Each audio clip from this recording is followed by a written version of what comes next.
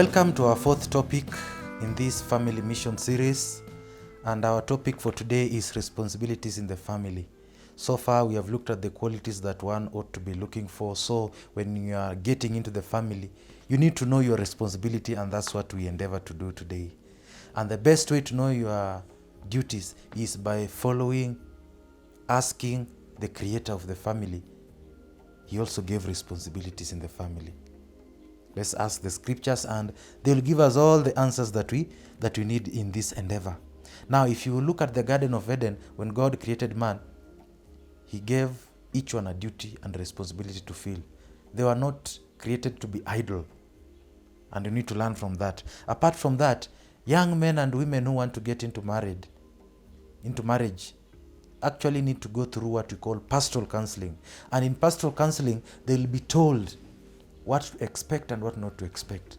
They will be told what to do and what not to do, so that the family will be prosperous. In our world today, most families are nuclear families, meaning they are made up of the father, mother, and children. However, because of death, separation, divorce, and such kind of stuff, families are quite varied. Whichever the kind of family you find yourself you fall in, somebody has got to play the responsibility of a father, somebody has to play the responsibility of a mother, and that's what we want to look into today. Let's move on now to the responsibility of a father. In God's sight, a man is just what he is in his family, from a book called Conflict and Courage. What's the responsibility number one of a father? The father is the head of the family.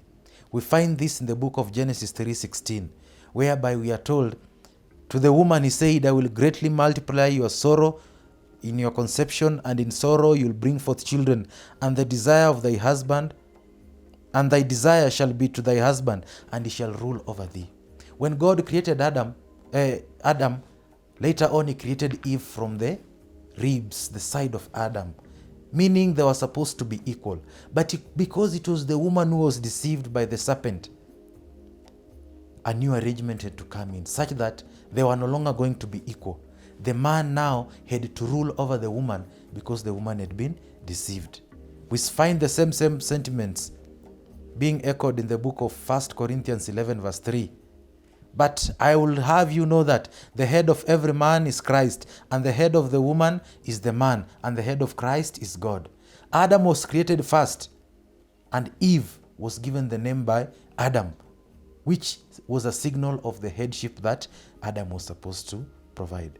Headship of the family is not dependent on who earns more, who has a bigger body size, who is the extrovert, or who talks more, who earns more, or who has a bigger job. Nothing like that.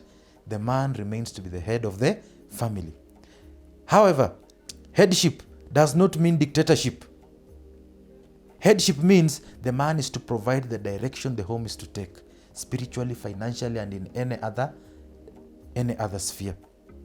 When it comes to a point in the home whereby there are divergent issues, the mother is proposing this direction, the father is proposing this direction, the children are proposing a different direction. If all those considerations are not evil, all those proposals by all of them, they are not evil, the proposal of the father takes precedence. After all, he's the head of the family, he's the head of that home.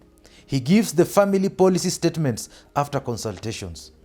When you have so many good options to settle upon, but you can't agree upon one, then the proposal of the father takes seed.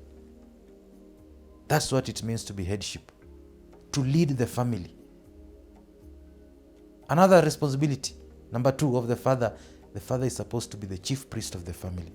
We read in the book of Deuteronomy 6:5, men were told, love the Lord your God with all your heart, with all your might, and with all your soul. And these words of the Lord that the Lord was commanding them today, he told them, keep them in your heart. Meaning, as a father, you must keep the word of God in your heart. Study the word of God. Pray. And after that, the Bible continues to say in verse 7, and you shall diligently teach unto your children these words. Meaning, as a father, spiritual responsibilities in the home are directly in your hands. Pray for your family. Sing for your family. Teach them the word of God. Lead them in going to church. Don't tell your children or your wife, go to church and then you are supposed to be at the front, spiritual matters. Not just that, if we read Deuteronomy 13 verse 6, we were told, for the men, if your wife tries to lead you away from God, to serve, telling you, let us go and serve other gods, you will say no to her.